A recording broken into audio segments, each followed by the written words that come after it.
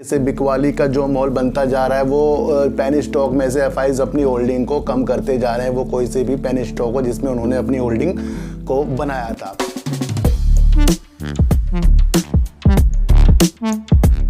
नमस्कार, मैं स्वागत करता हूं आपका अपने ही चैनल पर जिसका नाम है डीप सर 6। और आज बात करेंगे सर यस बैंक की, बीपीसीएल, आईओसी और एचपीसीएल की। और बात करेंगे सर सुजलॉन एनर्जी और अडानी जी को जो लाइसेंस मिल गया है दूरसंचार, कहीं भी वो सेवा प्रदान कर सकते हैं उसके लिए, उसके बारे में हम बात करेंगे सर। इन सब की बात करने से पहले मैं आपको बता दूं, जिस तरीके से बिकवाली का जो माहौल बनता जा रहा है वो पेनी स्टॉक में से एफआईज अपनी होल्डिंग को कम करते जा रहे हैं। वो कोई से भी पेनी स्टॉक हो जिसमें उन्होंने अपनी होल्डिंग को बनाया था।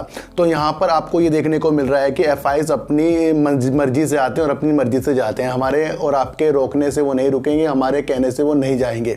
सारा मसला यही है कि वो अपने प्रॉफिट के लिए ही मार्केट में एंट्री करते हैं और वो हम भी एंट्री मार्केट में अपने प्रॉफिट के लिए ही करते हैं। ये भी हमें समझना पड़ेगा। तो हर एक बंदे के हाथ खुले हुए हैं, वो जब चाहे बेचे, जब चाहे वो निकले, वो उनकी मर्जी होती है। तो एफआईज जा रहे हैं, इसका हमें शौक नहीं मना रहा है। एफआईज आ रहे हैं, इसका हमें खुश नहीं होना है, मिठाई नहीं बांटनी। भाई एफआईज आगे तो अभी इस जेपी पावर बहुत तेजी की तरफ भागेगा, सुजलॉन एनर्जी बहुत तेजी की तरफ भागेगा। अब बात करेंगे सर सुजलॉन एनर्जी की। और सुजलॉन एनर्जी में जो आपके राइट इशू के शेयर जो आपको मिले हैं, उसे आप अगर राइट इशू के माध्यम से बाय करना चाहते हैं तो वो भी आप कर सकते हैं। अलग अलग वेबसाइट है। और अगर आप इसको सेल करना चाहते हैं तो वो भी आप 14 तारीख तक कर सकते हैं, नहीं तो उसके बाद ये शेयर फिर आपको सेल नहीं हो पाएंगे और 20 तारीख के बाद ये पूर्णतः गैप हो जाएंगे।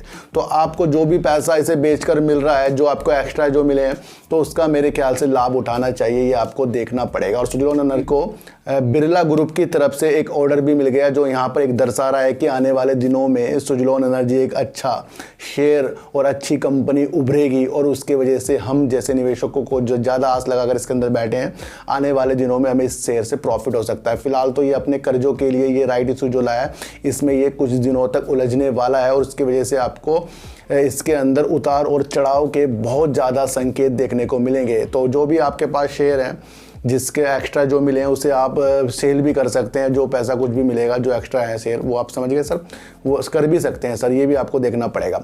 अब बात करेंगे सर बीपीसीएल, आईओसी और एचपीसीएल की। तीनों कंपनियों ने पिछले क्वार्टर में जो लॉस दिया है, और इस बार भी एक अनुमान था, जो कल एक न्यूज़ निकल कर आई थी कि ये दोबारा से फिर लॉस दे सकते हैं। तो वहीं पर लोगों को एक निगेटिव शेयर लग गया था। लेकिन मैंने आपको कई बार बताया, ये एथेनॉल में भी काम कर रहा है, चार्जिंग स्टेशन में भी काम करता है, ऊर्जा के लिए अच्छे काम ये करता जा रहा है। तो कहीं ना कहीं इसकी आने वाली दिशा आने वाले दिनों में बहुत अच्छी बनने को वाली है। सरकार भी इसको एक राहत पैकेज भी देने वाली थी, इसकी न्यूज़ भी काफ़ी दिनों पहले आई थी। उसके उपलक्ष्य में मैंने आपको बताया था कभी ना कभी वो न्यूज़ आ सकती है।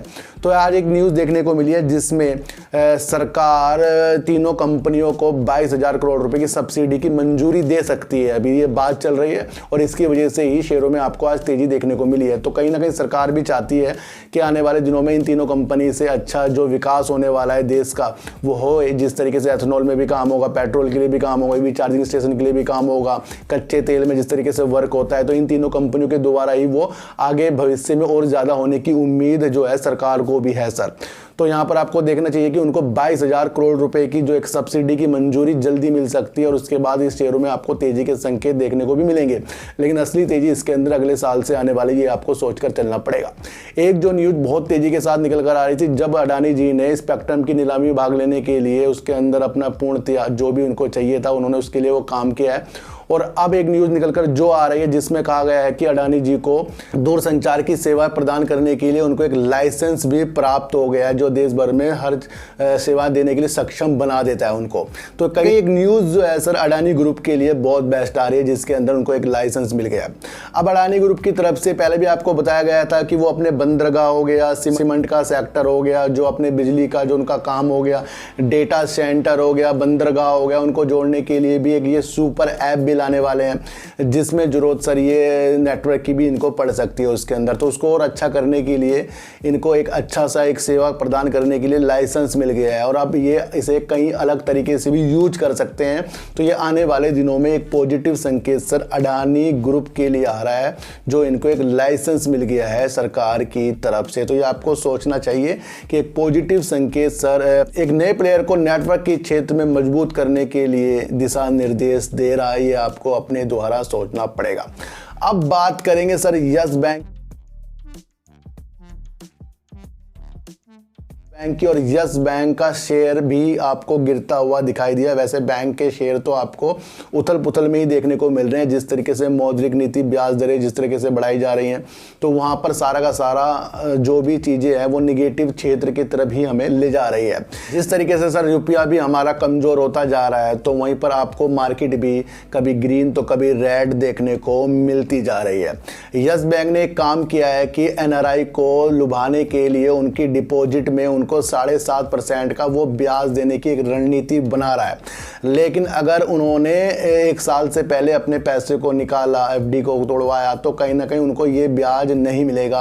लेकिन फिर भी एक अच्छे संकेत जो है, एनआरआई जो बाहर के होते हैं, जो देश में अपने बैंक में पैसा जमा भी कर सकते हैं, तो उसके लिए इन्होंने एक दरवाजे खोले हैं, जो एक पॉजिटिव संकेत आपको यस बैंक में लाकर इसकी वजह से भी दिखाया जा सकता है। क्योंकि आपको पता है कि बाहरी जो बंदे काम करते हैं वो पैसा भेजते हैं, यहाँ पर बैंक में पैसा जमा करके एक थोड़े से उनकी ग्रोथ भी बैंक की बढ़ जाती है, जो ज़्यादा पैसा भी आता है। और उसके अंदर अब उनको लुभाने के लिए 7.5% का ब्याज यस बैंक के द्वारा दिया जाएगा। इस बात की घोषणा यस बैंक कर रहा है, लेकिन कुछ शर्तों के साथ। तो कहीं ना कहीं आपको ये देखने को मिल रहा है कि अडानी ग्रुप जो है नेटवर्क के क्षेत्र में जो उनको लाइसेंस मिला है, उसके अंदर उनकी रणनीति अब क्या पैदा होगी, ये आपको आगे वाले दिनों न्यूज़ में देखने को मिलेगा। तेल कंपनियां जो लॉस दे रही हैं, और एक न्यूज़ निकल कर भी आई थी कि आगे भी लॉस दे सकती हैं, उसके बाद ये 22,000 करोड़ रुपए वाली तोड़ी इनको राहत दे रही है। फिर भी इसकी जो अच्छी संभावना आपको अगले साल के लिए आंकनी चाहिए, जब ये सारा काम एथेनॉल में भी करेंगे, चार्जिंग स्टेशन में भी करेंगे, अलग अलग इनकी रणनीति है, उसके अंदर आपको देखने को मिलेगी। और राइट इशू जो आपको मिल रहा है उसे आप सेल भी कर सकते हैं, जिनको लेना है वो ले भी सकते हैं। तो ये सारी संभावना आज की वीडियो में आपको समझाई गई है। और एफआई जब आएंगे, जब जाएंगे, उनकी मर्जी है, तो एफआई से अपने दिल को तोड़ना और जोड़ना हमें बंद करना पड़ेगा। तो सर ऐसी वीडियो देखने के लिए मेरे चैनल पे आइए, जरूर सब्सक्राइब मत कीजिए, लेकिन मेरी बातों को गौर से सुनिए ही सुनिए। तो सर चीटी को आटा दीजिए, गाय को रोटी दीजिए, और अपने बच्चों को ज़्यादा से ज़्यादा प्यार कीजिए, क्योंकि बच्चे ही आपकी मासूमियत से किस्मत पलटेंगे। तो फिर मिलेंगे आपसे नई वीडियो के साथ, जब तक के लिए नमस्कार।